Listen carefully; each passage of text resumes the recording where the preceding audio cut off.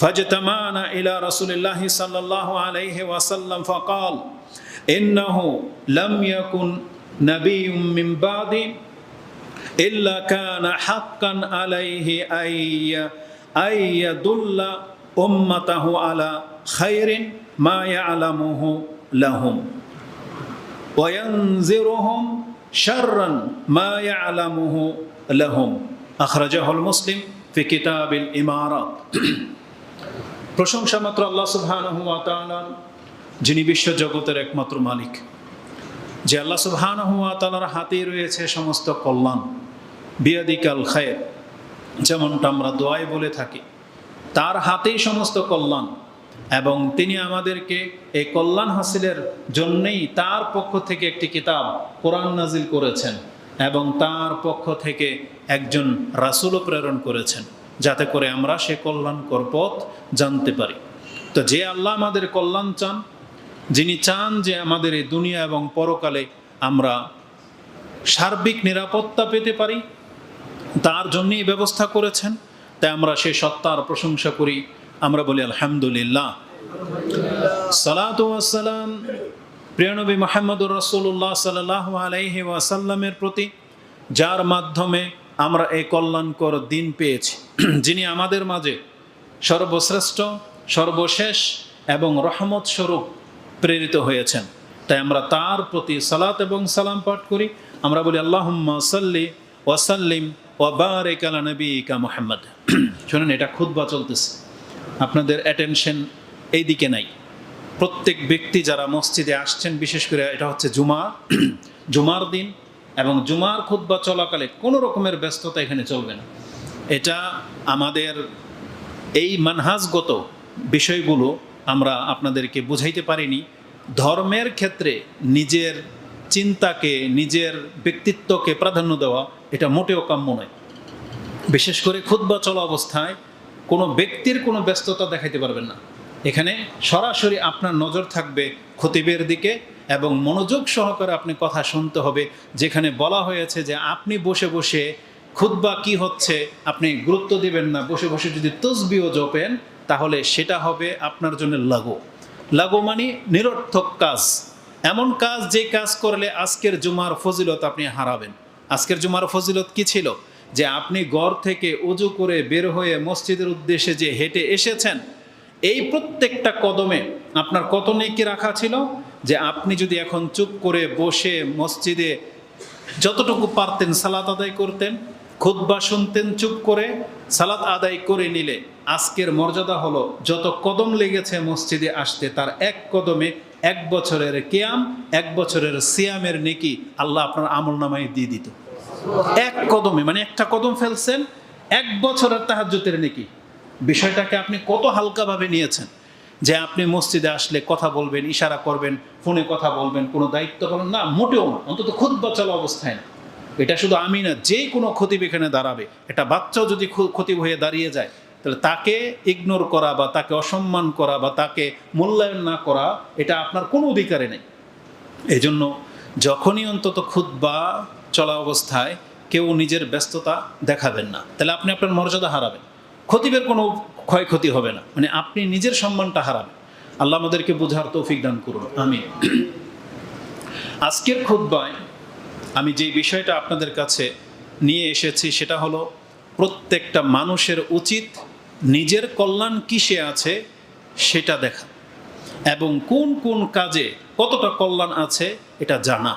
তার মানে স্বাভাবিক বিষয়, একজন মানুষ কে না চায় যে আমার ভালো হোক, কে না চায় এটা? তাহলে যে চায় যে আমার ভালো হোক, এটা তাকে চাইতে হবে। আর যখন সে চাচ্ছে যে আমার ভালো হোক, তাহলে তাকে এটা জানতে হবে যে কোন কাজে আমার ভালো রয়েছে, কোন কাজটার মধ্যে আমার বেশি কল্যাণ রয়েছে, এটা জানতে হবে। কিন্তু আজকে অধিকাংশ মুসলিমদের চরিত্র দেখেন, সে নিজের কল্যাণ কি করবে, মানে নিজের ব্যক্তিত্বের সাথে তার কোনো ইন্টেনশন নাই, মানে সে চিন্তাশীল না, দিন রাত কিভাবে পার হচ্ছে তার এতে কোনো মাথা ব্যথা নেই। একটা গরু ছাগল গরু যেমন আপনি খুলে দিবেন, মাঠে ছেড়ে দিবেন, ও ঘাস খাবে, প্রস্রাব পায়খানা করবে, সন্ধ্যায় আবার গোয়ালে ফিরে আসবে, ঘুমাবে, আরেকটা গরু পেলে যৌনাচার করবে। মানুষের চরিত্র হয়ে গেছে সে পশুর মতো। কিন্তু মানুষকে কি আল্লাহ সুবহানাহু ওয়া তাআলা শুধু খাদ্য, খাওয়া, ঘুমা আর এই যৌনাচারের জন্য সৃষ্টি করেছে? মানুষের কাজকর্মের কি কোনো হিসাব নিকাশ হবে না? বরং আল্লাহ বলেছেন ফাজআলনাহু সামিআন বাসীরা। এই যে আপনি যে কথা শুনতেছেন, আপনি গরুকে বলেন তো এই কথাগুলো, গরু শুনবে না? শুনবে, কিন্তু বুঝবে না।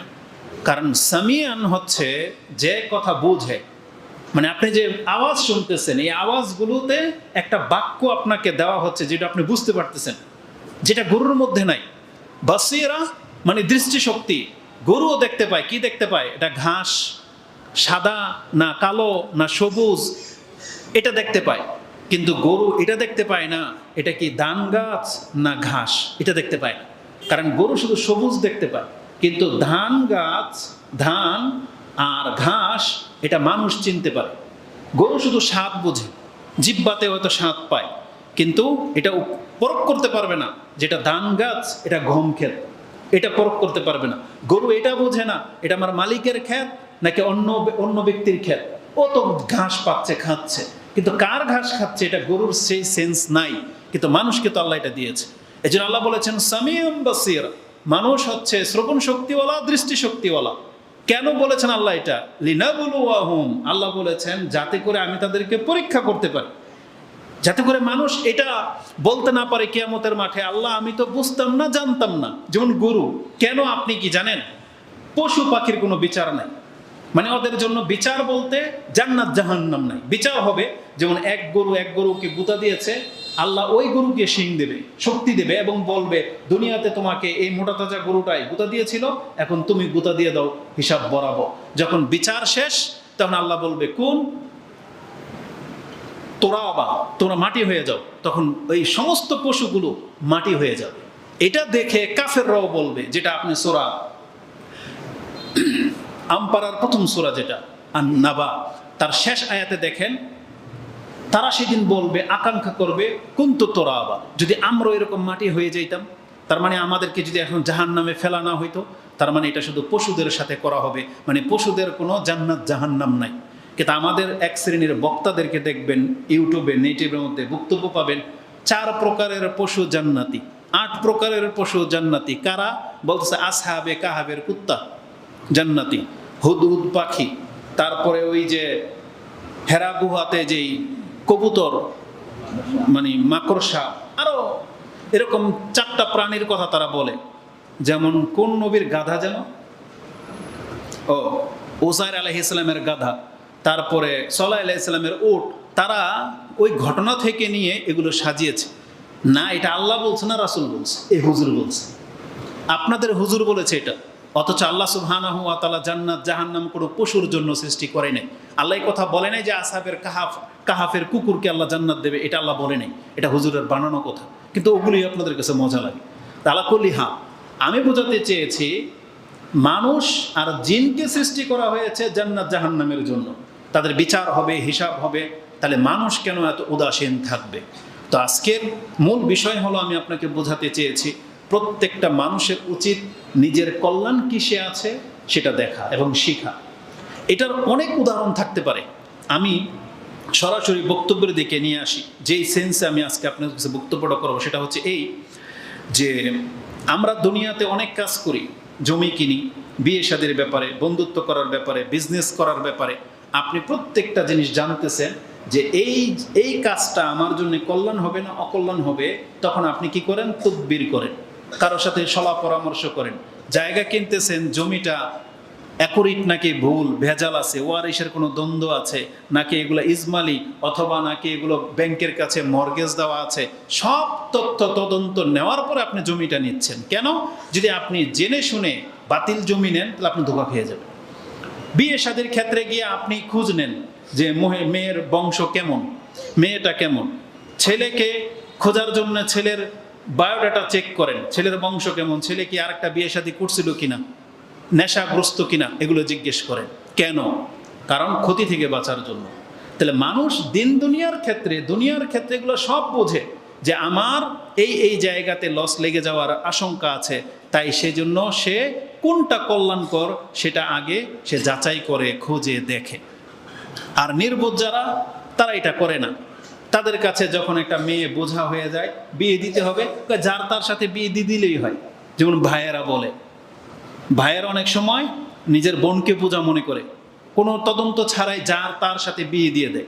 মহিলাগুলা তদন্ত ছাড়াই যার তার সাথে ভেগে যাচ্ছে, এরা ক্ষতিগ্রস্ত হয়, এরা কোনোদিন সুফল পায় না। ঠিক আমি বোঝাতে চেয়েছি, দুনিয়াতে যারা যাচাই বাছাই করে কাজ করে তারা কল্যাণের মুখোমুখি হয় এবং অনেক ক্ষতি থেকে তারা বেঁচে যায়। আবার অনেক সময়ের উল্টাটাও হয়, যে সে জানে না বিদায় ক্ষতির সম্মুখীন হয়, সে ভেবেছে এটা করলে এটা হবে, কিন্তু দেখা যায় হিতে বিপরীত হয়। এটা অনেক সময় হয়।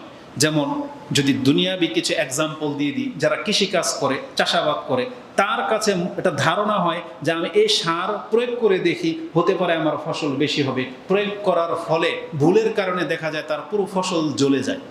এমন মহিলার আছে মেকআপ করে, এমন কেমিক্যাল দিয়ে মেকআপ মেরে দিয়েছে, পুরো চেহারার চামড়ায় জ্বলে গেছে। তার মানে এটা তার অসতর্কতাবশত হয়ে গেছে। তো মূল বিষয় হলো, পুরো বিষয়টাকে আমি যদি এক কথায় বলি, মানুষ যদি জানতে পারে কিসে তার কল্যাণ, তাহলে নিঃসন্দেহে মানুষ সেটাই গ্রহণ করবে। যেমন একটা হাদিস আমি আপনার কাছে একটা আয়াত দিয়ে শুরু করি। কোরআনে আল্লাহ সুবহানাহু ওয়া তাআলা রাসূলুল্লাহ সাল্লাল্লাহু আলাইহি ওয়াসাল্লামকে একটা গুরুত্বের সাথে আপনি শুনবেন কথা। রাসূলুল্লাহ সাল্লাল্লাহু আলাইহি ওয়াসাল্লামকে আল্লাহ বলেছেন, কুল, হে নবী বলে দেন, লা আমলিকু লিনাফসি নাফআন ওয়ালা দাররান ইল্লা মা শা আল্লাহ। আমি আমার নিজের লাভ করে দেব অথবা নিজেই নিজের ক্ষতি করে দেব, এটার মালিক আমি না। নিজেই যখন নিজের মালিক না, মানে রাসূল বলতেছেন, কে? তাও মুহাম্মদুর রাসূলুল্লাহ সাল্লাল্লাহু আলাইহি সাল্লাম, যে আমি নিজেই নিজের কোনো উপকার করে ফেলবো, রাতারাতি ধনী কোটিপতি হয়ে যাব, মানে রাতারাতি আমি বাতাসে উড়তে পারবো, গায়েব হয়ে যাব, আলেমুল গায়েবের তথ্য আমার কাছে চলে আসবে, এটার মালিক আমি না। আমি এমন কোনো ক্ষমতাবান পাওয়ারফুল হয়ে যেতে পারবো না যে আমার গায়ে কেউ টাচ করতে পারবে না, আমার দাওয়াত সবাই কবুল করে নেবে, মানে এমন ক্ষমতাধর। লা আমলিকু লিনাফসি নাফআন, আমি আমার নিজেকে ভালো করে দেওয়ার, তাকদীরকে পরিবর্তন করে দেওয়ার মালিক আমি না। ওয়ালা দাররান, আর ক্ষতিও করতে পারবো না, ইল্লা মা শা আল্লাহ, তবে আল্লাহ যতটা চায় ততটা। এটা শুধু রাসূলের জন্য না, পৃথিবীর সমস্ত সৃষ্টির জন্য আল্লাহ যতটা যার জন্য যেমন নির্ধারণ করে রেখেছে, যা হওয়ার তাই হোক, এটা হচ্ছে আল্লাহ কর্তৃক। এটা আমাদের আজকের মূল বিষয় না। মূল বিষয় হচ্ছে তার পরেরটা, ওয়ালাউ কুনতু আ'লামুল গায়বা লাস্তাকসারতু মিনাল খায়র ওয়া মা মাসসানিয়াস সু। এটা হচ্ছে আজকের আলোচনার বিষয়। রাসূল বলেছেন, ওয়ালাউ কুনতু আ'লামুল গায়ব, যদি আমি গায়েব সম্পর্কে জানতে পারতাম, তাহলে লাস্তাকসারতু মিনাল খায়র ওয়া মা মাসসানিয়াস সু, আমি সমস্ত কল্যাণ নিজের জন্য জমা করে নিতাম, কোনো অনিষ্ট ক্ষতি আমাকে স্পর্শ করতে পারতো না। এটা কেন বলেছেন রাসূলুল্লাহ সাল্লাল্লাহু আলাইহি সাল্লাম? কারণ আল্লাহ বলেছেন আপনি দাওয়াতি কাজ করেন, কিন্তু রাসূলুল্লাহ সাল্লাল্লাহু আলাইহি ওয়াসাল্লাম এই দাওয়াতি কাজ করতে গেলে যে বিপদ আপদগুলো আসবে এটা তাকে জানানো হয়েছে, কিন্তু কখন কোন বিপদটা আসবে এটা তাকে আগে থেকে জানানো হয় নাই। কিছু কিছু ক্ষেত্রে আল্লাহ জানিয়েছেন, কিছু কিছু ক্ষেত্রে আল্লাহ জানান নাই। যেমন তায়েফের মাঠে যখন তায়েফ গেলেন রাসূল সাল্লাল্লাহু আলাইহি ওয়াসাল্লাম দাওয়াতি কাজ করতে, রাসূলকে এটা জানতো যে তাকে পাগল বলে পাথর মারা হবে? জানতো না, আল্লাহ তাকে জানাননি। এটা আল্লাহর হিকমা। রাসূলুল্লাহ সাল্লাল্লাহু আলাইহি ওয়াসাল্লাম যখন মক্কাতে সেজদায় গিয়েছেন, তখন কি তিনি জানতেন যে আবু জাহেল উটের ভুঁড়ি এনে তার কাঁধে চাপিয়ে দেবে? তিনি জানতেন না। তাহলে যে ক্ষয়ক্ষতি, এইটাই রাসূলুল্লাহ সাল্লাল্লাহু আলাইহি ওয়াসাল্লাম একদিন বলতেছেন, ওয়ালাউ কুনতু আ'লামুল গায়ব, যদি আমি গায়েব জেনে নিতে পারতাম, লাস্তাকসারতু মিনাল খায়র, তাহলে সমস্ত কল্যাণগুলো নিজের জন্য জমা করে নিতাম, ওয়া মা মাসসানিয়াস সু, আর আমাকে কোনো অনিষ্ট স্পর্শ করতে পারতো না। এটা হবে আজকের আলোচনার মূল বিষয়। এই আয়াতটি রয়েছে সূরা আরাফ 7 নম্বর সূরার 188 নম্বর আয়াতে। কি বোঝাতে চাইলাম? এই আয়াতের অনেকগুলা কথা এখানে প্রমাণ হয় রাসূল গায়েব জানে না, সমস্ত ক্ষমতা কার হাতে? আল্লাহর হাতে। কিন্তু আমি অন্য সেন্স নিয়ে বক্তব্যটা আপনার কাছে পেশ করতে চাচ্ছি। এটা হইতে হবে একজন জ্ঞানী মানুষের কাজ। কি? যে আমি যদি গায়েব জানতাম, তাহলে যেই জিনিসগুলো আমার জন্য ভালো আমি শুধু সেটাই নিজের জন্য নিতাম। এটাকে শুধু রাসূল চাইবেন, আপনিও চাইবেন, সবাই। এখন ধরুন জমি কেনার ক্ষেত্রে বললাম, উদাহরণ দিলাম না, আপনি জমিটা কিনবেন, আপনি কি বলতেছেন? যদি আমি জানতাম যে মালিকটা কে আর জমির ডিটেলস, তাহলে দালাল আমাকে ঠকাইতে পারে না, তাই না? বিষয়টা এরকম। তো জীবনের সব ক্ষেত্রে রাসূল বলতেছেন, হলো কুনতু আ'লামুল গায়ব, মানে আগে থেকেই যদি জেনে নিতে পারতাম, তাহলে আমি নিজের জন্য কল্যাণটাই নিতাম, অকল্যাণটা নিতাম না। যেমন আগামীকাল এই পৃথিবীতে এমন কিছু ঘটবে, এই কাজগুলো করলে ভালো হবে, এই কাজগুলো করলে খারাপ হবে। যারা এই হাইওয়েতে চিটাগাং রোডে যারা চিটাগাং যাবে, কালকে অনেকগুলো অ্যাক্সিডেন্ট হবে, হয় না? প্রতিদিন হবে। এখন আপনি আর আমি যদি জানতে পারি যে এই বাসের অ্যাক্সিডেন্ট হবে, তাহলে আমি আর আপনি কি সেই বাসে উঠবো? কখনো উঠবো। এটাই হলো নিয়ম। তার মানে বোঝা যাচ্ছে যে কল্যাণ অকল্যাণটা গায়েব আছে, এটা আমরা অনেক সময় দেখতে পাই না, জানি না, এটা অজানা। কিন্তু যেই ব্যক্তি জেনে নিতে পারবে, সে সেই কল্যাণটা হাসিল করতে পারবে, সেই ব্যক্তির কোনো ক্ষতি করতে পারবে না। যেমন আরো সহজ ভাষায় নিয়ে আসি, আপনি বাজারে গিয়েছেন মাছ কিনতে বা ফল কিনতে বা সবজি কিনতে, যেই ব্যক্তি টাটকা চিনে, যেমন মুরব্বীরা যারা চিনে, এরা লাউ দেখলেই বুঝতে পারে এটা কররা না বাত্তি, কিন্তু এই বাচ্চাকে পাঠান, পরে ঠকাই দেবে না? কেন? একই জিনিস, আপনি বাজারে গিয়েছেন, ও বাজারে গিয়েছে, ওকে বলছেন একটা লাউ নিয়ে আসো, ও বাত্তি একটা লাউ নিয়ে আসবে। কেন? কারণ ও জানে না। ও দেখবে কোনটা বড়, তাই না? দেখতে সুন্দর, কিন্তু ও জানে না যে কররা বা তাজা কিভাবে চেনা যায়। মাছ আনতে পাঠান, আপনি জানেন বিদায় কোন মাছটা নদীর আর কোন মাছটা চাষের, সেটা আপনি দেখলেই বুঝতে পারেন কোনটা মেঘনার ইলিশ আর কোনটা সমুদ্রের বাটপারি ইলিশ, এটা আপনি দেখলে চিনতে পারেন। তাহলে আপনি যেন ঠকেন না। বিষয়টাকে আপনি ক্লিয়ার বুঝতে পারতেছেন? ফল কিনতে গেলেও তাই, যারা চিনে তারা জিতে যায়, তারা ঠকে না, তারা কল্যাণ নিয়ে আসে। আর যারা চিনে না তারা ঠকে যায়।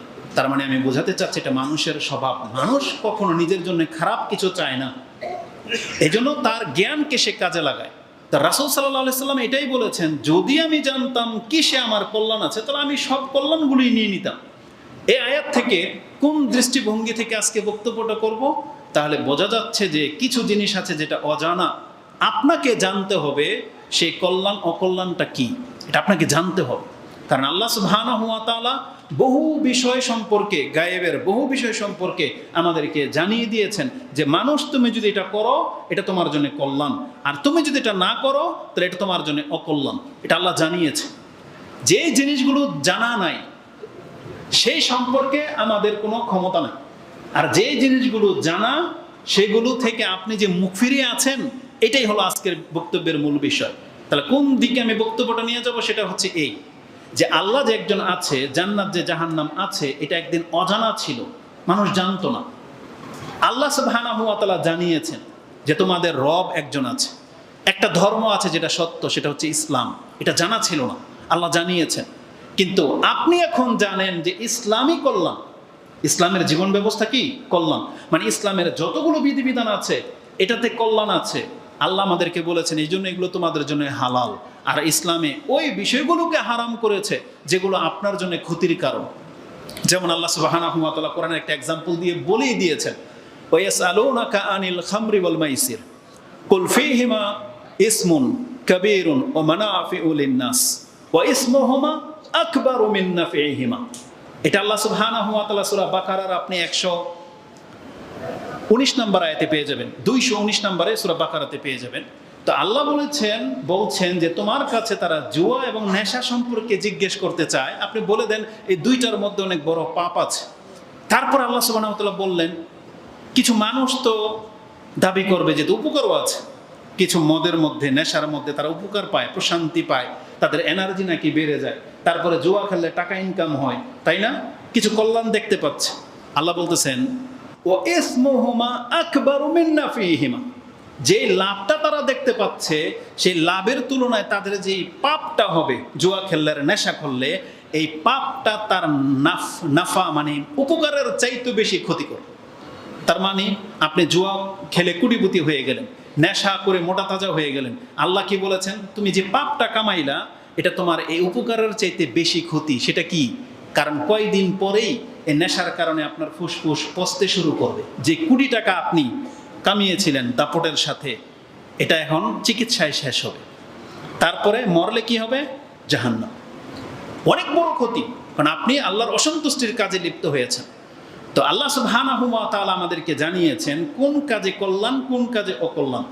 এখন যে জিনিসগুলো আল্লাহ আমাদেরকে জানিয়েছেন, এই মুসলিমরা এটা মেনে নেওয়ার পরে সেই কাজগুলো করে না কেন, এটা হচ্ছে আজকের বিষয়। তার মানে আপনি জানেন যে কোন জিনিসটাতে আপনার কল্যাণ আছে, আপনি জানতেছেন, কিন্তু আপনি সেটা মানতেছেন না। তাহলে কেন? এমনটা কেন? এতদিন হয়তো আপনি জানতেন না, যেমন ওই যে না জেনে ভুল হয়ে যায়। আপনি ঘরে কোনো একটা কেমিক্যাল নিয়ে আসছেন, ম্যাচলাইট বা গ্যাস নিয়ে আসছেন, এটা আপনার বাচ্চা জানে না এটা কি উপকারের। আপনি তো উপকার করেন, গ্যাস লাইট দিয়ে আপনি এটা উপকার নেন, কিন্তু বাচ্চা জানে না ও এটা ক্ষতির কারণ হয়ে গেছে, ওটা না জানার কারণে। আপনি জানতেন না শিরিক কি জিনিস, বেদাত কি জিনিস, আপনি ইবাদত ভেবে আপনি একটা মূর্তির সামনে, একটা মন্দিরের সামনে একটা ফুলের মালা দিয়ে দিলেন, একটা মিষ্টি কিনে নিয়ে প্যাকেটটা রেখে আসলেন, ভালো বলে করলেন, আপনি জানতেন না। কিন্তু যখন আপনাকে জানানো হলো এটা একটা শিরক, তারপরও করবেন। যখন জানানো হলো এটা খেলে ক্যান্সার হয়, তারপরও খাবেন। এটাই হচ্ছে মানুষের সবচেয়ে নির্বুদ্ধিতা। এটা থেকে উঠে আসতে হবে আপনাকে, যেটা হবে আজকের বক্তব্যের মূল বিষয়। আবার কত কল্যাণ আছে, অকল্যাণ আছে, মানুষ জেনে শুনে সেই নিজের ক্ষতি চায়। যেমন একটা ঘটনা ঘটে গেছে, সে জানে আমি আত্মহত্যা করে মরে যাব, কিন্তু সে আত্মহত্যা করে। সে তার লাভ করলো না ক্ষতি করলো? যারা নেশা খায় বলে আমার টেনশন, নেশা খেতে খেতে লাইফটাকে শেষ করে দেব, ও কি জেনে শুনে খাচ্ছে না? তার মানে জেনে শুনে নিজের ক্ষতির দিকেও নিয়ে যাচ্ছে। এরকমের অসংখ্য দলিল আপনার কাছে দেয়া যাবে। আপনি জেনে শুনে খারাপ ব্যক্তির সাথে যদি বন্ধুত্ব করেন, খারাপ দলগুলোর সাথে যদি আপনি জড়ান, আপনি জানেন যে ওরা খারাপ, কিন্তু কেন জড়ালেন? দুনিয়ার কোনো বেনিফিটের আশায়। কিন্তু এই খারাপই কিন্তু শুধু ওদের মধ্যে সীমাবদ্ধ থাকবে না, এই খারাপই আপনার মধ্যে আসবে, আপনার মধ্যে আসবে। এই জন্য আল্লাহ সুবহানাহু ওয়া তাআলা কোরআনে আমাদেরকে নিষেধ করে দিয়েছেন। আল্লাহ বলেছেন, ওয়ালা তুলকু বিআইদিকুম ইলা তাহলুকা, তোমরা নিজেদেরকে ধ্বংসের দিকে ঠেলে দিও না। তার মানে কোরআনে নিষেধ করেছেন আমাদেরকে নিজের দেহের ক্ষতি করা। যেমন অনেকে ওই যে প্রেম প্রীতির নামে কোনো একটা কিছু হলে সিগারেট দিয়ে নিজের হাতে কেঁচা দেয়, ব্লেড দিয়ে কাটে, অথচ সে নিজেকে ধ্বংসের দিকে ঠেলে দিচ্ছে। খাবার খাওয়া বন্ধ করে দেয়, পাগলের মতন আচরণ করে, রাতে ঘর থেকে বেরিয়ে যায়, এমন বহু ঘটনা ঘটে না? এতে কি হয়? সে নিজের ক্ষতি করলো, নিজের বাপ মার ক্ষতি করলো, সমাজের মান সম্মান ডুবালো। আল্লাহ বলছে, ওয়ালা তুলকু বিআইদিকুম ইলা তাহলুকা। এটা শুধু এই ক্ষেত্রে সীমাবদ্ধ না। মুসলিম আমরা যারা নিজেদেরকে বিপদের মধ্যে ঠেলে দিয়েছি, কিভাবে? এটার মূল তাফসীর দেখবেন, সেটা হচ্ছে জিহাদ করা ছেড়ে দিয়ে। আজকে আমরা আমাদের দোকান, পোশাক, ব্যবসা বাণিজ্য, বাংলাদেশ নিয়ে উৎফুল্ল, জিহাদ করা ছেড়ে দিয়েছি।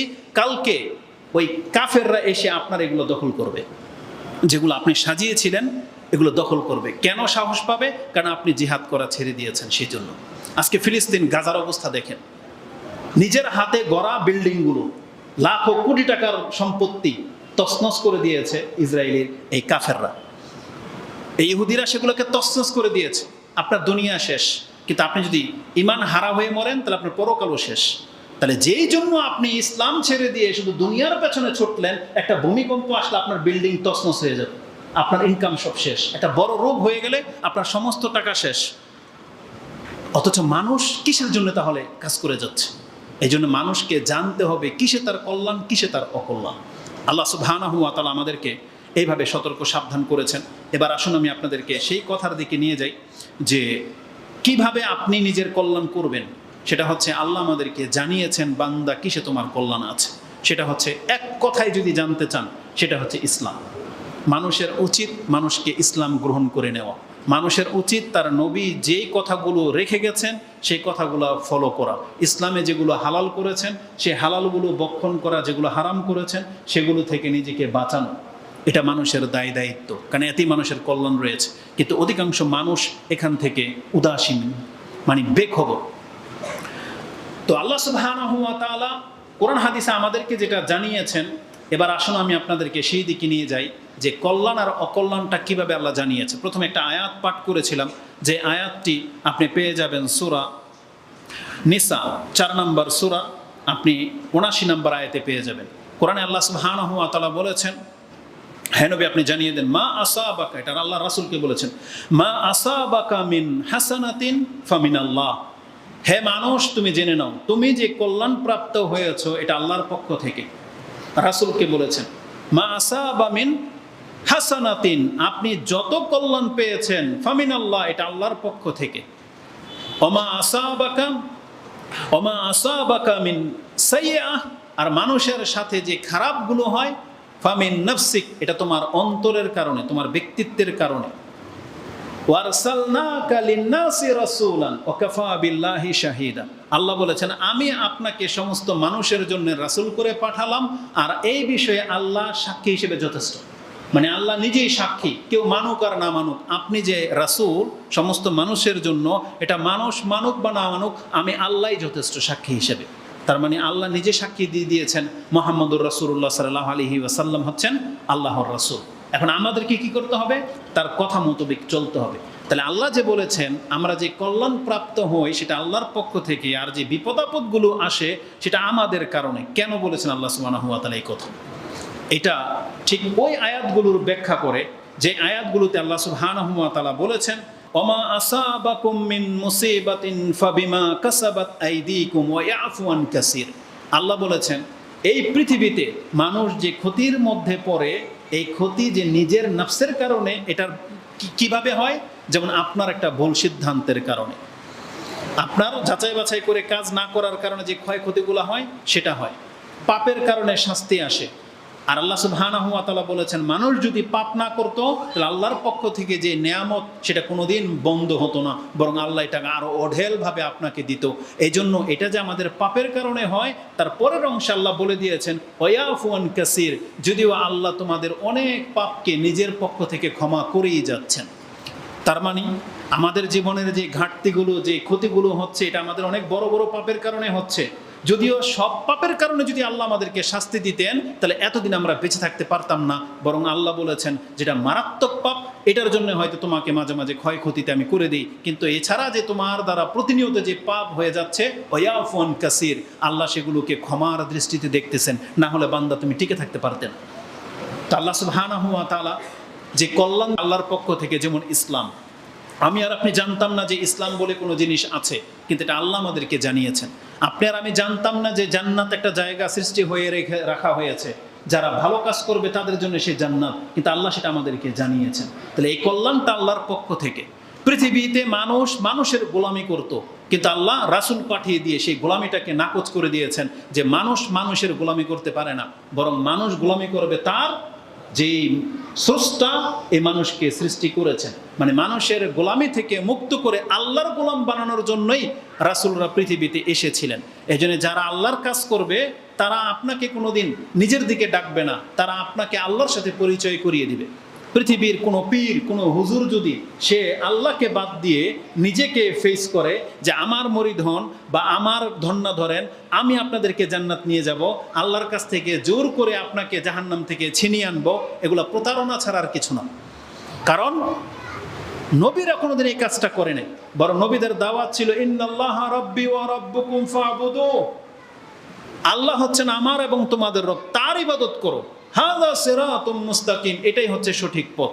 তার মানে আল্লাহ যাদেরকে নবী রাসূল করে পাঠান বা যারা আল্লাহওয়ালা লোক, তারা কোনোদিন মানুষকে নিজের দিকে ডাকতে পারে না।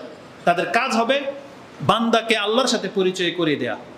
আল্লাহর বান্দাকে, যেমন আপনি আমি, পরিচয়টা কি? হয় আমি মাবুদ, না আমি বান্দা, আব্দ, দুইটার একটা। আপনাকে কোন চিন্তা নিয়ে বেঁচে থাকতে হবে? হয় আপনি আল্লাহ, না হলে আল্লাহর গোলাম। হয় আপনি রাজ্জাক, নাহলে রাজ্জাকের গোলাম। হয় আপনি হাইয়ুল কাইয়ুম, না হয় আপনি হাইয়ুল কাইয়ুমের গোলাম। হয় আপনি রহমান, না হয় রহমানের গোলাম। মানে আপনাকে এটা ভাবতে হবে। হয় আপনি আল্লাহর বান্দা হয়ে যান, না হয় নিজেই যেন আপনি নিজেকে আল্লাহ দাবি করতেছেন। মানুষের সাথে আপনার কথা বলার ক্ষেত্রে এমন ভাষায় কথা বলতে হবে একটা আল্লাহর বান্দা যেভাবে কথা বলে, কিন্তু আপনি কথা বলবেন এভাবে মনে হচ্ছে যে আপনি আল্লাহ। এটাই হচ্ছে পার্থক্য, মানে নমনীয়তা আল্লাহর বান্দার মধ্যে আর ব্যক্তির মধ্যে। যেই পীর দাবি করবে হক্কানি পীর, তার কথার মধ্যে আল্লাহর বন্দিগি থাকবে, মানে সে নিজেকে আল্লাহর বান্দা হিসেবে পেশ করবে নাকি সে নিজেকে আল্লাহ রূপে পেশ করবে, কোনটা? তার মানে যে কোনো না কোনোভাবে নিজের ক্ষমতা তুলে ধরতে চাইবে, তার মানে সে মানুষকে নিজের গোলাম বানাতে চায়, সে এখন আল্লাহর গোলাম হয় নাই। কিন্তু যে নিজে আল্লাহর গোলাম, যে মানুষকে আল্লাহর গোলাম বানাতে চায়, সেই মূলত আল্লাহর বান্দা। কারণ আল্লাহর বান্দা কোনোদিন আল্লাহর রূপে পেশ হবে না। যেই ব্যক্তি অল্প বিদ্যা রাখে, মানে জানি না আমরা, সে কোনোদিন বলবেন আমি আল্লামা। কারণ আল্লামা হচ্ছেন আল্লাহ সুবহানাহু ওয়া তাআলা, যিনি হচ্ছেন মহাজ্ঞানী, যিনি হচ্ছেন আল্লামা দাহার বলা হয়। যেমন আমাদের হুজুরদের মানে লকাবে দেখবেন তারা এই ভাষাগুলো ব্যবহার করে যে আল্লামাদ দাহার, আল্লামুল বাহার, মানে সমুদ্রের মতন জ্ঞান। সমুদ্রের মতন জ্ঞান কি পৃথিবীর কোনো মানুষের আছে? আর সমস্ত নবীদেরকে জড়ো করলেও সমুদ্রের মতন জ্ঞান হবে না। সমুদ্রের মতন জ্ঞান কার? একমাত্র আল্লাহর, শুধু বলে একমাত্র আল্লাহর। কেন? এটারও দলিল আছে, বুখারী মুসলিমে হাদিস আছে যে মুসা আলাইহিস সালাম এবং খাজির যখন সমুদ্র পাড়ি হচ্ছিলেন তখন ওই পাখির একেবারে আগার মধ্যে একটা, নৌকার আগার মধ্যে একটা পাখি বসছিল এবং সেখান থেকে সমুদ্র থেকে এক চুজ পিপাসা লাগছে, একটু পানি ঠোকর দিয়ে খেয়েছে। বলেন তো দেখি, পাখির ঠোকর কতটুকু পানি ধারণ করে? উট যেভাবে পানি খায়, পাখি কিভাবে পানি খায়? পাখি যতটা পানি খায় আপনি হয়তো আঙ্গুল দিয়ে তুললে সেই 2-3 ফোঁটা উঠাইতে পারবেন, তাই না? তার মানে পাখি পানি খেয়েছে মাত্র কয়েক ফোঁটা। এটা দেখে খাজির আলাইহিস সালাম মুসা আলাইহিস সালামকে বলেছেন, এই যে পাখি যতটুকু পানি খেলো সমুদ্র থেকে, এতটুকু হচ্ছে তোমার আর আমার জ্ঞান। আর এই সমুদ্রের মধ্যে যত পানি আছে এই সমপরিমাণ জ্ঞান কার? আল্লাহর। চিন্তা করা যায়? তাহলে বিবেকবানদের কথাই অন্যরকম। নাকি সে বলবে আমি সবকিছু জানি, আল্লামা? না, এটা মোটেও কাম্য নয়। তা আলা কুল্লি হাল, আল মুহিম কথা হচ্ছে যে আমাদেরকে কল্যাণ কিসে আছে সেটা জানতে হবে, আর আল্লাহ আমাদেরকে সেটা জানিয়েছেন যে কল্যাণ কি। এবার আমি আপনাকে দেখাই। সেটা হচ্ছে যে কল্যাণ হচ্ছে আল্লাহর পক্ষ থেকে, যেটা আমি আপনাকে বললাম। সেটা হচ্ছে কি? যেমন আল্লাহ আমাদেরকে ক্ষমা করে থাকেন, আল্লাহ আমাদেরকে ইসলাম দিয়েছেন, আল্লাহ আমাদেরকে কোরআনের মধ্যে বরকত রেখেছেন, এগুলো আল্লাহর পক্ষ থেকে কল্যাণ। আল্লাহ আমাদেরকে হেফাজত করেন, আল্লাহ আমাদেরকে রিজিক দিয়ে যাচ্ছেন, আল্লাহ আমাদেরকে হিদায়াত দিয়েছেন, এগুলো হচ্ছে আল্লাহর পক্ষ থেকে কল্যাণ। আর মানুষ ক্ষতিগ্রস্ত হচ্ছেন এই কল্যাণ ছেড়ে দিয়ে। আপনি নিজের মতো করে চলতেছেন, যেটা আল্লাহ হারাম করেছে, হালাল হারাম আপনি বাঁচেন না, আপনি হারামও খেয়ে যাচ্ছেন, তাহলে আপনি নিজেকে অকল্যাণের দিকে নিয়ে যাচ্ছেন। আল্লাহ সুবহানাহু ওয়া তাআলা যেমন এটা বলেছেন, যে হাদিসটি বলেছিলাম যে কল্যাণ এবং অকল্যাণ যে আল্লাহ জানিয়েছে, তার আরেকটা প্রমাণ হলো এই হাদিস, যেটা ইমাম মুসলিম কোট করেছেন কিতাবুল ইমারাত 34 নম্বর অধ্যায়, হাদিস হচ্ছে 4670। তাতে রাসূলুল্লাহ সাল্লাল্লাহু আলাইহি ওয়াসাল্লাম, একটা লম্বা হাদিস, তার প্রথম টুকরা হচ্ছে এই। আব্দুল্লাহ ইবনে আমর ইবনে আস তিনি বলতেছেন, আমরা কোনো একটা সফরে ছিলাম, তারপরে এক জায়গায় নামলাম, রাসূল আমাদেরকে নামাজের জন্য জমা হতে বললেন, আমরা জমা হলাম। তখন রাসূলুল্লাহ সাল্লাল্লাহু আলাইহি ওয়াসাল্লাম যে খুতবা দিয়েছেন বা আমাদেরকে যেটা জানিয়েছেন, তার একটা কথা ছিল এই যে ইন্নাহু লাম ইয়াকুন নাবিয়্যুন ক্বাবলি ইল্লা কানা হাক্কান আলাইহি আইয়াদুল্লাহ উম্মাতাহু আলা খায়রিন মা ইয়ালামুহু লাহুম ওয়া ইউনযিরাহুম শাররা মা ইয়ালামুহু লাহুম। রাসূল বলেছেন, আমার পূর্বে এমন কোনো নবী নাই পৃথিবীতে যারা আসছে যে তাদের এটা দায়িত্ব ছিল না। তাদের উপর এটা দায়িত্ব ছিল যে সে তার উম্মতের জন্য যেটা কল্যাণকর এটা বলে দেওয়া, আর তার উম্মতের জন্য যেটা অকল্যাণকর সেটা সে জেনেছে এটা তাকে বলে দেওয়া। মানে কি? প্রত্যেকটা নবী সে যখন জেনেছে যে আমার উম্মতের জন্য এই এই কাজগুলো কল্যাণকর, তখন আল্লাহ বলেছেন, হে নবী, এটা তোমার দায়িত্ব, তুমি এই কথাটা তোমার উম্মতকে জানিয়ে দাও। আর নবীকে জানানো হয়েছে এটা অকল্যাণকর, আর আল্লাহ নবীকে বলেছে এটা তোমার দায়িত্ব, তোমার উম্মতের জন্য এই জিনিসটা অকল্যাণকর, তাদেরকে জানিয়ে দাও। তার মানে আমি এখন বোঝাতে চেয়েছি কোনটা কল্যাণ কোনটা অকল্যাণ, এটা আল্লাহর পক্ষ থেকে নবীদের মাধ্যমে তারা আমাদেরকে কি করেছেন? জানিয়ে দিয়েছেন। এখন কোনো মুসলিম যদি এই কথা না বলে, এই কথা যদি বলে যে আমি জানি না, এটা কার ব্যর্থতা? এটা তার ব্যক্তির ব্যর্থতা। আপনারা কি বলতে পারবেন যে আল্লাহ জানায় নাই? তাহলে আপনার ঘরের যে কোরআন, এটা কিসের কিতাব? এটা সমস্ত কল্যাণের কিতাব। এখানে যা আছে আপনার জন্য কল্যাণকর সেটা আপনাকে জানানো হয়েছে। রাসূলুল্লাহ সাল্লাল্লাহু আলাইহি ওয়াসাল্লামের এত শত শত হাদিস, এই যে শত শত যে কিতাব, কিসের জন্য? এগুলোর মধ্যে কল্যাণ অকল্যাণ লেখা আছে। কোন ব্যক্তিকে এটা বলতে পারবেন যে খাবার সময় কি বলে খেতে হয় এটা জানেন না? বলতে পারবেন? এটাকে আমাদেরকে শেখানো হয় নাই? কোনো ব্যক্তি কি জানেন যে জুতা পরতে গেলে কোন পায়ে জুতা পরতে হয় সেটাও কি ইসলাম আমাদেরকে শেখায় নাই? শিখিয়েছে। তার মানে আমি ছোট্ট দুইটা উদাহরণ কেন দিলাম?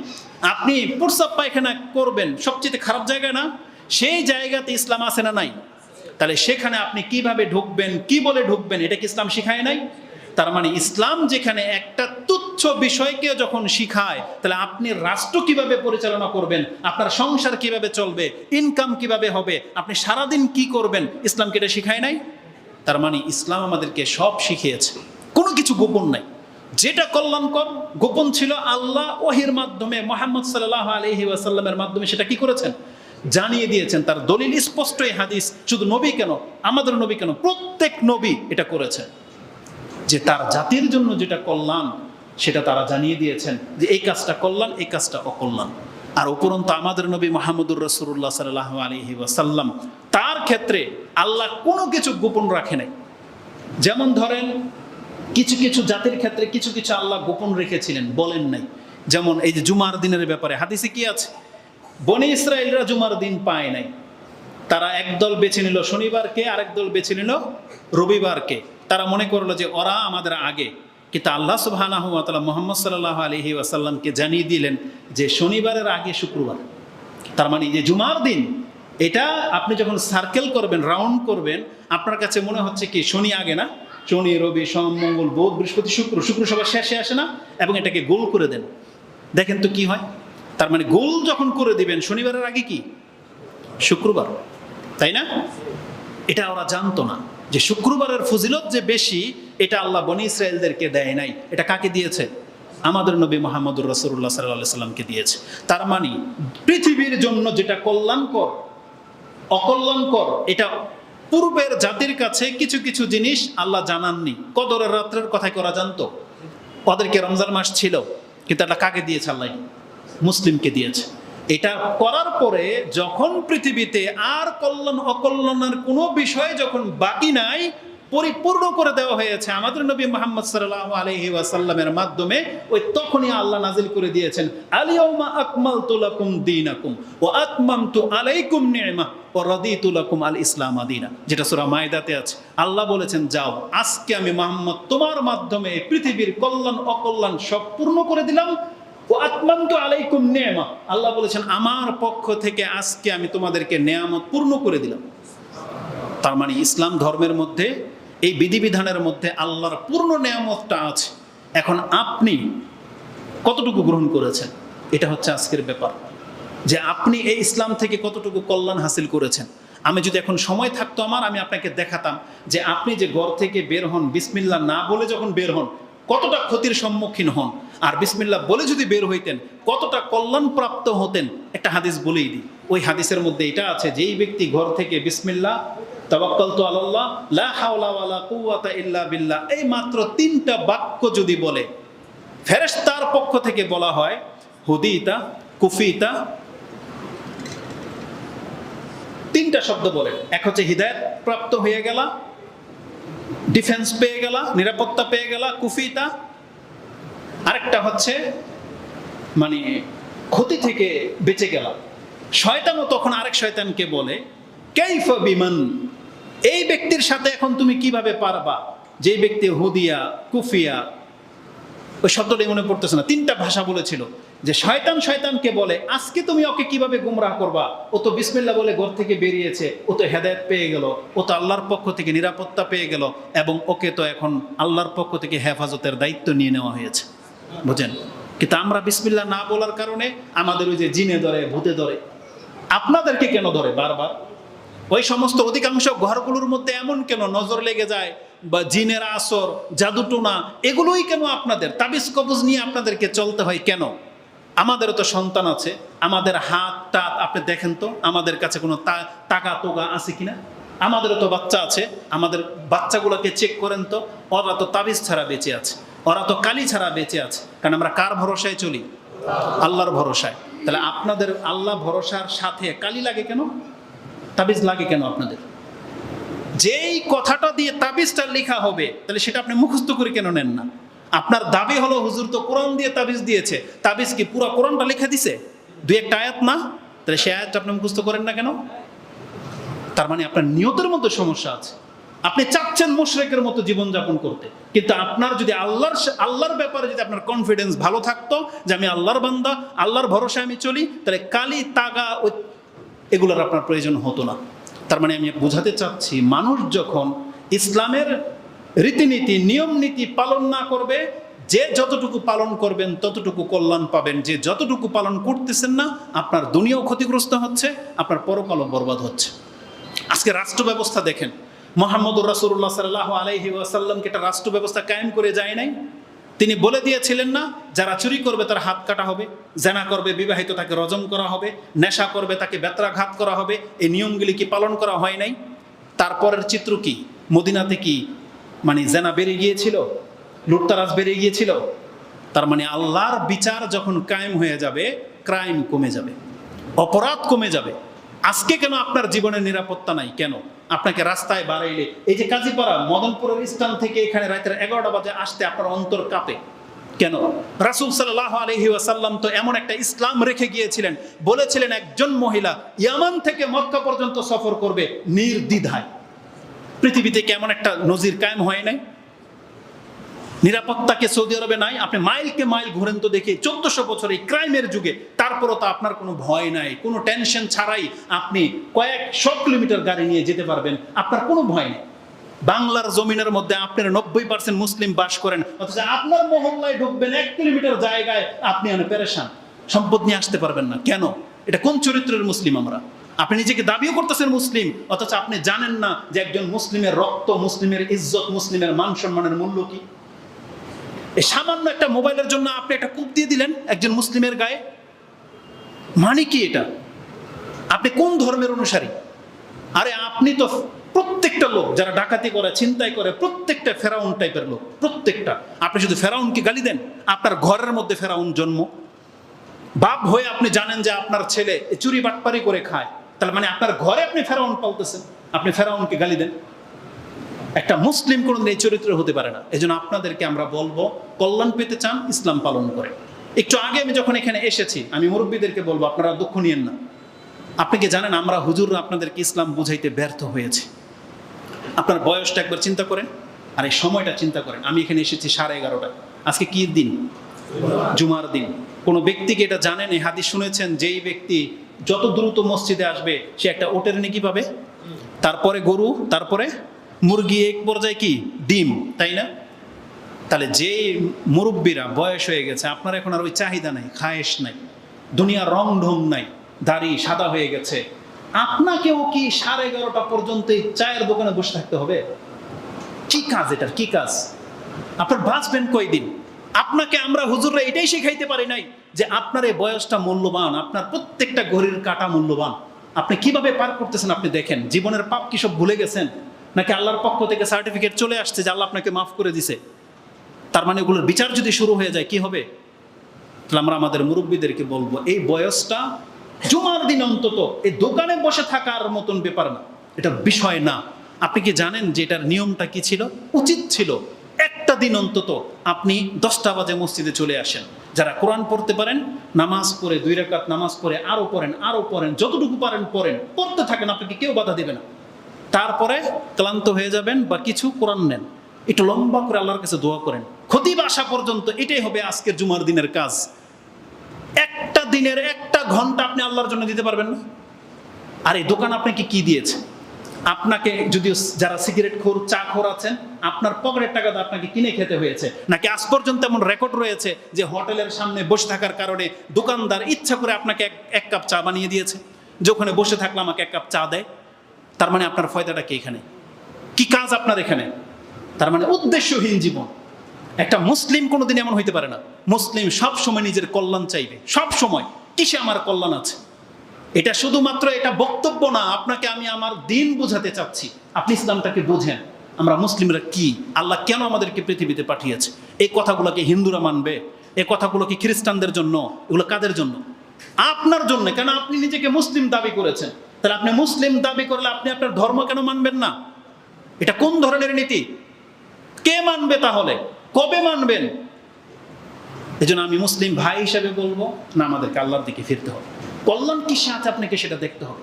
রাসূলুল্লাহ সাল্লাল্লাহু আলাইহি ওয়াসাল্লাম আমাদেরকে যেটা শিখিয়েছেন, আসুন 2-1টা পয়েন্ট আমি আপনাকে দেখাই দিই। মানুষ বোঝেন অনেক সময় কল্যাণ অকল্যাণ কি। কল্যাণ হলো আল্লাহর কাছে আপনি ক্ষমা চাইবেন। কল্যাণ হলো আপনি আল্লাহর কাছে পরকাল চাইবেন।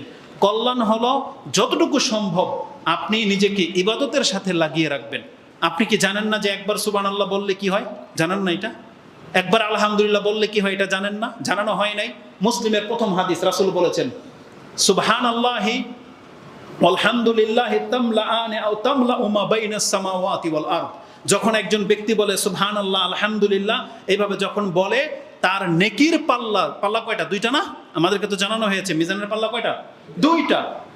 রাসূল বলেছেন যেই ব্যক্তি সুবহানাল্লাহি ওয়া আলহামদুলিল্লাহ এইভাবে আল্লাহর জিকির করতে থাকে, তার মিজানের পাল্লা নেকি দিয়ে ভরে যায়।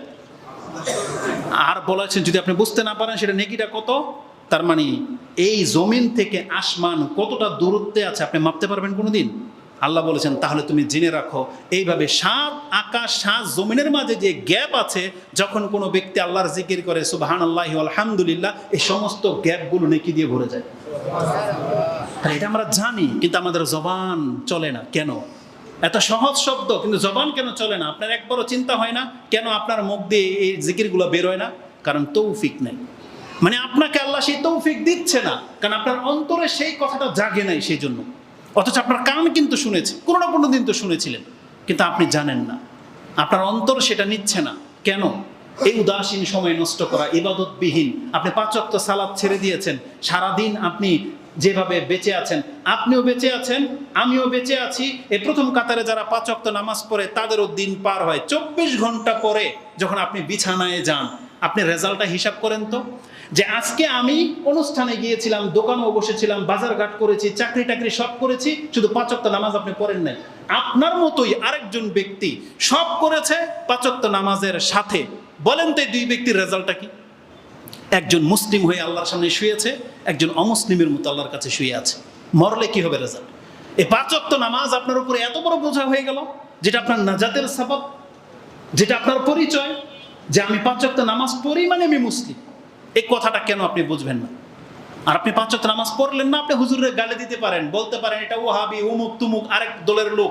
আপনি কান খাড়া করে শুনে রাখেন, আপনার হুজুরের এত বড় ক্ষমতা নাই এই কথাকে উল্টিয়ে দিবে।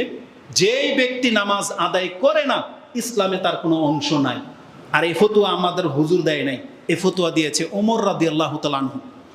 ওমর রাদিয়াল্লাহু তাআলা আনহু বলেছেন, মান লা হাজ্জাতা ফিল ইসলাম লিমান তারাকাস সালাত। আমি এই জন্য নামাজ পড়বো, তো মরে যাবে একটু পরে। বলছে এই অবস্থায় নামাজ পড়বেন? বলছে হ্যাঁ পড়বো। কেন? বলতেছে লা হাজ্জা ফিল ইসলাম, কারণ ইসলামে তার কোনো অংশ থাকে না। লিমান তারাকাস সালাত, যে ব্যক্তি নামাজ ছেড়ে দেয়। এটা আপনার, যার নাম নিলে আপনার অন্তর কাঁপার কথা। পৃথিবীর শ্রেষ্ঠ দ্বিতীয়তম ব্যক্তি আবু বকরের পরে ওমর রাদিয়াল্লাহু তাআলা আনহু, তার ফতুয়ার উপরে আপনার হুজুরের ফতুয়া চলবে? আপনার যত বড় দামি মাযহাবের লোক হন না কেন, ওমর রাদিয়াল্লাহু তাআলার ফতুয়ার উপরে আপনার ইমামের ফতুয়া টিকবে? তাহলে আপনি খোঁজ নিয়ে দেখেন, যদি প্রমাণ চান আমি প্রমাণ করে দেব। আপনি খোলেন মুওয়াত্তা মালিক, ইমাম মালিকের তাহারাতের অধ্যায় আপনি 53-54 নম্বর এই হাদিস পেয়ে যাবেন, যে ওমর রাদিয়াল্লাহু তাআলা বলেছেন এই ফতুয়া, যে যেই ব্যক্তি ইসলাম তার থাকে না, যেই ব্যক্তি নামাজ আদায় করে না, তার ফতুয়ার উপর ফতুয়া চলে। কিন্তু আপনাদের চলে, কারণ আপনাদের হুজুররা তো ওই যে মরার পরে কয়েকদিনের খাবে, কি খাবে যেন, 40 আনা কাফারা খাবে, তাই না? আপনি পয়সাওয়ালা হলে 10,000 দিয়ে দিলেন, অল্প পয়সা হলে 5,000 1400 টাকা দিয়ে আপনি নামাজকে মাফ করাই নিলেন। আপনার দুনিয়াও শেষ, পরকালও শেষ। দুনিয়া শেষ হলো হুজুর টাকা খাইলো, আর পরকাল তো বাদই, কারণ আপনাকে তো মাফ করবেন আল্লাহ 14,000 টাকার বিনিময়ে। এটা হুজুরদের ধান্দা। নাহলে প্রমাণ করতে বলেন কোথায় আছে নামাজের কাফারা লাগে, কোথায় আছে প্রমাণ করতে বলেন। আরে যেখানে আমরা বলেছিলাম যে ফজরের 2 রাকাত সুন্নতের মূল্য হচ্ছে পুরো পৃথিবীর সমস্ত সম্পদ এক পাল্লায় রেখে দিলে ফজরের 2 রাকাত নামাজের মূল্য চুকবে না, আর সেখানে আপনি ফরজ নামাজের কাফারা আদায় করেন। আরে বিদ্যা ওরে, বুদ্ধিও নাই, লজ্জাও নাই এদের।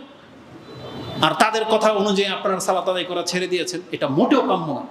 অবশ্যই আপনার কল্যাণ আপনার ইসলামের দিকে ফিরে আসেন।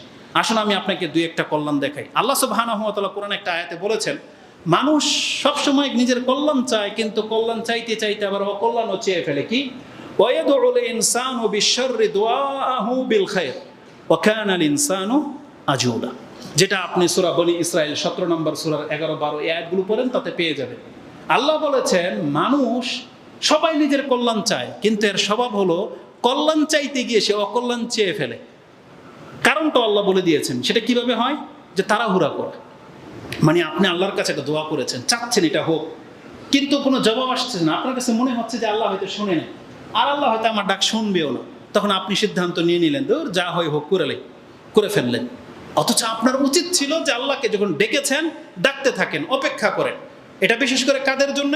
ধরেন বিয়ে শাদীর ক্ষেত্রে সন্তান হয় না তাদের জন্য এটা এক্সাম্পল ফিট হবে বেশি।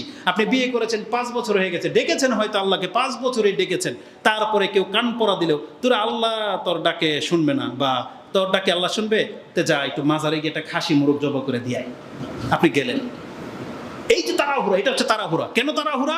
যে হুজুর 5 বছর ডেকেছি তাও তাড়াহুড়া। হ্যাঁ তাড়াহুড়া, কারণ ইব্রাহিম আলাইহিস সালামের সন্তান হয় নাই কত বছরে? 80, 100 বছর ধরে নেন। জাকারিয়া আলাইহিস সালাম 80, ধরেন 80 বছর, 80 বছর তার সন্তান হয় নাই, কিন্তু প্রমাণ করতে পারবেন তারা অধৈর্য হয়ে গিয়েছিল, তার আল্লাহকে ডাকা ছেড়ে দিয়েছে। আরে জাকারিয়া আলাইহিস সালাম তো জীবনের শেষ সময় একবারে 80 বছরে বলতেছে, রব্বি তুমি আমাকে নিঃস্ব করে ছেড়ে দিও না, আমাকে তুমি ওয়ারিস দান করো। তার মানে শেষ বছরে এসে বলতেছে এই কথা। তার মানে বোঝা যাচ্ছে যে 80 বছর পর্যন্ত ডাকতেই আছে আল্লাহকে। তারপর আল্লাহ শুনেছেন কি শুনেন নাই? শুনেছেন। কিন্তু আমরা মুসলিমরা তাড়াহুড়া করো, সিদ্ধান্ত খুব দ্রুত নিয়ে ফেলি। আরেকটা পয়েন্ট বলি, তাড়াহুড়া মানেটা কি? তাড়াহুড়া মানে হচ্ছে নগদ নগদ চাওয়া। যেমন আপনি আল্লাহর ইবাদত করতেছেন, আজকে নামাজে আসছেন, ইচ্ছা মতো আল্লাহকে বলবেন, আল্লাহ আজকে তো নামাজ পড়ছে, আল্লাহ তুমি আমার দুনিয়াতে এত টাকার মালিক বানাই দাও, এতটা সম্পত্তির মালিক বানাই দাও, আমার পোলাকে আল্লাহ তুমি এই চাকরিটা মিলাই দাও, এই সেই। এগুলো কি? সব দুনিয়া। এগুলো কি? দুনিয়া। আল্লাহ বলেছেন ফামিনান নাসি মান ইয়াকুলু রাব্বানা আতিনা ফিদ দুনিয়া, যেই ব্যক্তিরা বলে যে আল্লাহ তুমি আমাকে দুনিয়া দাও, আল্লাহ বলছেন ওমা লাহু ফিল আখিরাতি মিন খালাক। এটা আপনি সূরা বাকারার 200 নম্বরে পেয়ে যাবেন যে আল্লাহ বলেছেন মানুষের মধ্য থেকে বহু মানুষ আছে যারা আল্লাহর কাছে নগদ নগদ চায়। তার মানে তারা যা কিছু আছে সব দুনিয়ার ক্ষেত্রে দুনিয়া চায়। জানেন এটা কত মারাত্মক ব্যাপার? কেন আল্লাহ আমাদেরকে এটা শিখিয়েছেন? কেন আল্লাহ বলেছেন যে তুমি আমার কাছে দুনিয়া চাইও না? বরং আল্লাহ সুবহানাহু ওয়া তাআলা সূরা হুদ 11 নম্বর সূরার মধ্যে আপনি পেয়ে যাবেন 15 এবং 16, বনি ইসরাইল আপনি পেয়ে যাবেন 19, 20, 21 এই আয়াতগুলো পড়েন। তাতে আল্লাহ কি আছে? একটা আয়াত মনে এখানে আমি নোট করেছি, যেটা আমি আপনাকে দেখালাম। কি বলেছেন? মান কানা ইউরিদুল আজিলাতা আজ্জালনা লাহু ফিহা মা নাশাউ লিমান নুরিদ সুম্মা জাআলনা লাহু জাহান্নামা ইয়াসলাহা মাযমুমান মাদহুরা। আল্লাহ বলেছেন মান কানা ইউরিদুল আজিলাতা আজ্জালনাহা, যেই ব্যক্তি আমার কাছ থেকে শুধু নগদ নগদ চায়, আমি যদি তাকে নগদ দিয়ে দিই, রেজাল্ট কি? তাকে আমি জাহান্নামে লাঞ্ছিত করে ছেড়ে দেব। আজকে পুরো পৃথিবীর কাফেররা শুধু দুনিয়া নিয়ে বেঁচে আছে, ওরা পরকাল চায় না। কিন্তু মুসলিমদের কি করা উচিত ছিল? মুসলিমদের আল্লাহর কাছে পরকাল চাওয়া উচিত ছিল। উম্মে সালামা রাদিয়াল্লাহু তাআলা আনহা তিনি দোয়ায় বলতেছেন আল্লাহুম্মা মাত্তিনা বিজাওজি রাসূলিল্লাহি সাল্লাল্লাহু আলাইহি ওয়াসাল্লাম ও বি সুফিয়ান ও বি আখি মুআবিয়া। আল্লাহ তুমি আমাকে এতটা বয়স দান করো যাতে আমি রাসূলের পুরো জীবনটা পাই, আমার বাবা আবু সুফিয়ানের পুরো জীবনটা পাই, এমনকি আমার ভাই মুআবিয়ার পুরো জীবনটা যেন আমি পাই। কেন? কারণ তারা প্রত্যেকে লিডার ছিলেন, যাতে সেই শান শৌকতের সাথে বেশি দিন বেঁচে থাকতে পারে। রাসূল বললেন সুবহানাল্লাহ, তুমি এমন কিছু চাইলা যেটা আল্লাহ তো আগেই অগ্রিম লিখে দিয়েছে যে তোমার বয়স কত হবে, কত ডুব পানি তুমি খাইবা, কত শান শৌকতের সাথে বেঁচে থাকবা, এটাকে আল্লাহ আগে লিখে দেয় নাই? আপনারা তো জানেন যে আপনার এক ডুব পানি বাকি থাকতে কি আপনার মৃত্যু আসবে না। তাহলে রিজিক তো আল্লাহ আপনাকে আগেই লিখে দিয়েছেন।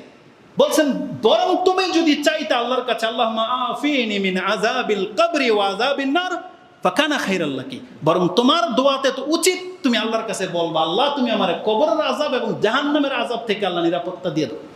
এইটা হইতে হবে দোয়া, এটা তোমার জন্য কল্যাণকর। কারণ তুমি রিজিক চাইলেও পাইবা, না চাইলেও পাইবা, কারণ এটা আল্লাহ নির্ধারিত, এটা আল্লাহ নির্ধারণ করে দিয়েছে। এটার বাস্তব প্রমাণ কি জানেন? বেনামাজি দান চাষি আর নামাজি দান চাষি কাদের সংখ্যা বেশি? বেনামাজির সংখ্যা বেশি না? আচ্ছা বলেন তো দেখি, দান কাদের জমিতে বেশি হয়? নামাজের জমিতে বেশি হয় না বেনামাজের জমিতে বেশি হয়? না, দুইজনের জমিতে বেশি হয়। নামাজের জমিতে দান বেশি হয়। প্রমাণ করতে পারবেন যে এই গ্রামের হুজুরা ধান চাষ করছে, তার 1 মনে দান হয়েছে 100 মন, আর ওই বেনামাজি ধান চাষ করছে দান হয়েছে 90 মন, হয়েছে এরকম। তার মানে রিজিকের ক্ষেত্রে নামাজকে আল্লাহ প্রাধান্য দেয় নাই যে নামাজি লোক। আচ্ছা ধরেন এটা বাস্তব উদাহরণ, আপনার সমাজের ইমাম সাহেব কোটিপতি না আপনারা কোটিপতি? আপনাদের বেনামাজিরা কোটিপতি, তাই না? মসজিদে যারা 5 ওয়াক্ত নামাজ পড়ে এরা বেশি অভাবী। তার মানে বোঝাতে চেয়েছি ইবাদতের সাথে রিজিকের সম্পর্ক নাই। ইবাদতের সম্পর্ক হতে হবে কিসের সাথে? পরকালের সাথে, আল্লাহর সাথে, নাজাতের সাথে। আপনি নামাজ পড়তেছেন, দোয়া দুনিয়া না, আপনি কি চাইবেন আল্লাহর কাছে? পরকাল চাইবেন। মানে আমরা বেঁচে আছি কেন, আলহামদুলিল্লাহ কেন বলি, লা ইলাহা ইল্লাল্লাহ কেন বলি? এটা কি দুনিয়ার সম্পদের দোয়া নাকি জাহান্নাম থেকে মুক্তির দোয়া? তার মানে প্রত্যেকটা মুসলিমকে ইবাদত করতে হবে আল্লাহর নাজাতের জন্য, আল্লাহর কাছে জান্নাতের জন্য।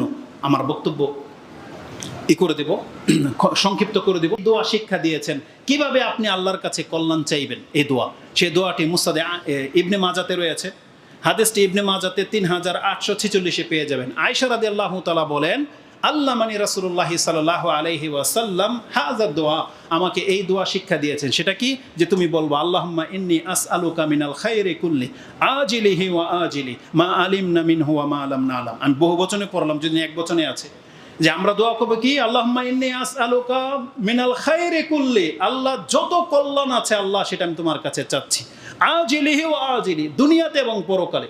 মা আলিমনা মিনহু ওয়া মা লাম না'লাম, আমরা জানি আর না জানি আল্লাহ তুমি জানো যে কিসে কল্যাণ কিসে অকল্যাণ, তুমি যেটা জানো ওই সব কল্যাণ আমি চাচ্ছি। ওয়া নাউযু বিকা মিনাশ শাররি কুল্লি, আল্লাহ সমস্ত অনিষ্ট থেকে তোমার কাছে আশ্রয় চাচ্ছি। আজিলিহি ওয়া আজিলি মা আলিমনা মিনহু ওয়া মা লাম না'লাম, আমরা জানি আর না জানি যে কোন কাজে অকল্যাণ আল্লাহ তুমি তো জানো, আমাদেরকে তুমি আশ্রয় দিয়ে দাও।